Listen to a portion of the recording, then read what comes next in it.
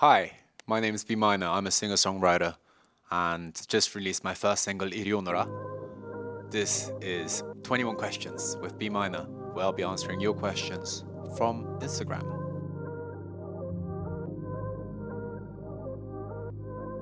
Where am I from? I am originally Korean, born in the UK, raised in Germany, and yeah, been all over the place. b.minor. That's a very good question. I thought long and hard about the artist name. b.minor directly translates into Na Danjo, which is my Korean name. And also, I come from a classical background, so obviously B minor. And lastly, my life motto is think major, B minor. Always stay humble. My MBTI, I am your classic ENFP. And when I last did the test about 5 years ago, it came up as 97% E. But I think the older I get, the more introverted I'm becoming. I've been playing violin my whole life, and I really loved it. But I find classical music right now is more like a 5-course meal, and sometimes you just want a snack. And the thing about classical music is I wasn't really composing my own music, and I fell in love with writing my own lyrics.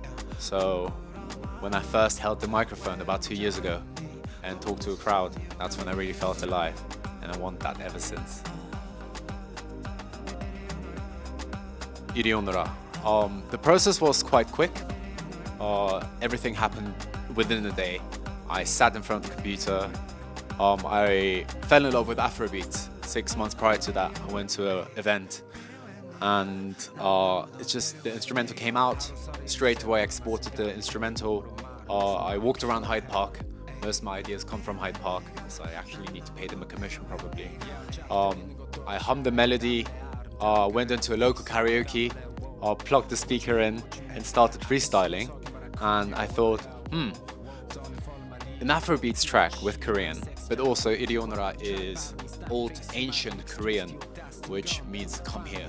Or if you translate it into Shakespearean English, it would be cometh, heareth.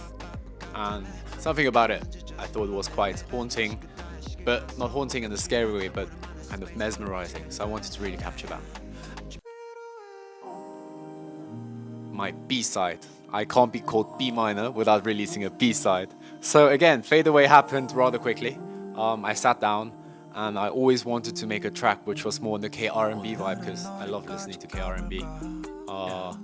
So I sat down and I came up with a track in about 6 hours with all the lyrics down and just a few refining. And I one day thought, how about we try play Irionora and Fade Away back to back? And it strangely works.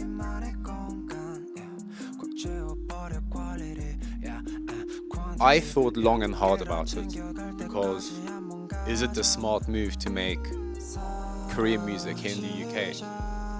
But then I remembered music is music. I played violin for a long time, and violin doesn't have a language or a lyric. My violin teacher always said, from the heart to the heart.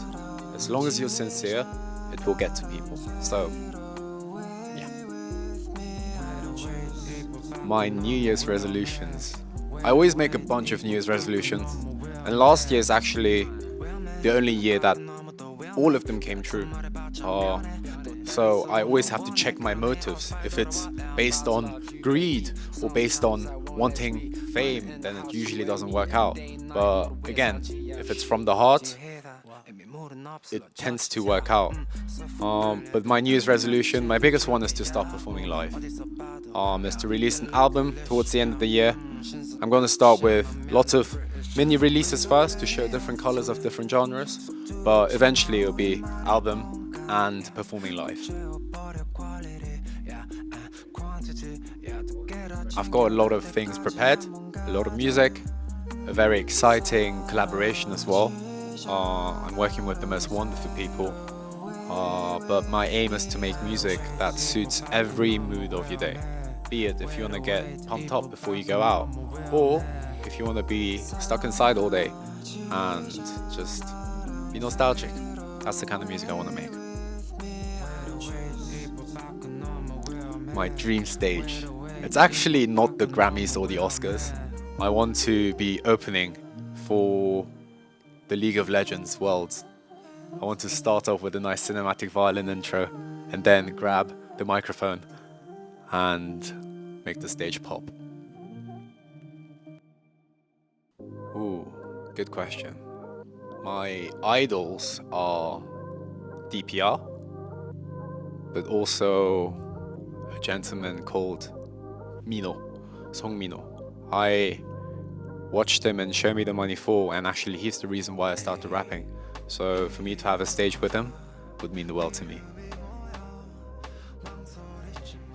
Irionara came quite randomly and spontaneously. It took one day and then another day to add the rap verse. The post-production is a whole new story, but it didn't take long at all. I was always surrounded by music. Both my parents are very musical. My mom used to play the violin, my dad, a whole bunch of instruments. So from a young age, my mom always tells me, while she was pregnant with me, she would always listen to classical music. So she definitely brainwashed me, influenced me into music. But I actually chose the violin myself, and the rest just snowballed. I saw a video of DJ Tiesto perform Adagio for strings when I was 12, and I thought that was the best thing ever, how he could make classical music into a club beat. And I wanted to become a DJ and then an idol, and many years later I'm now finally doing the music I want to make. So my mom always used to have all the Korean kids at home as part of a job, because she was doing it to send them to good kids. So she was running summer intensive camp in my house, and one of the older brothers, Hyung, he was playing around with a software called FL Studio. I thought it was the coolest thing ever, how you could make music on a computer. And for dancing, I saw EXO's Kai and Taemin when I was 14 on a show called Star Golden Bell, and I thought, wow, I want that.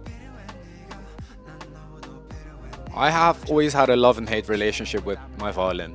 There were times I would do everything but the violin. Actually, they wanted to take away my music scholarship in my school because I was just not playing the violin. I was rebelling against the whole system because I didn't want to be seen as another Asian guy playing the violin. But when I was 17, I started playing again. I fell back in love with it.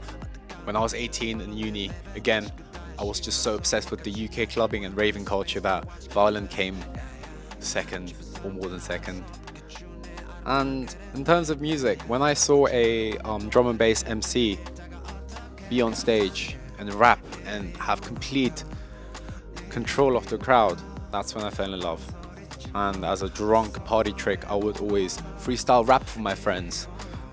Really embarrassing to think now.